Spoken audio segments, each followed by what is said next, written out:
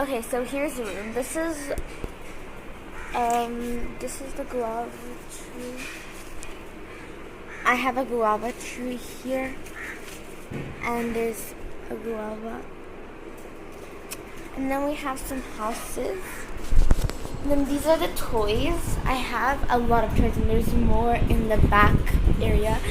I have a gymnastics certificate.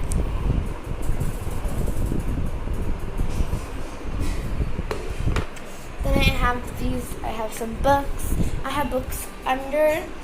I have some drawing kits. I have pictures. I have children's playthings. I have a kitchen set where you can just take a spoon and start cooking all those stuff. You can also turn on the gas light. Yeah. You can, there's some chairs, and we have our suitcases. We're still unpacking because we're leaving in just 15 days, so I'm not sure if it's gonna be unpacked. And this is the view.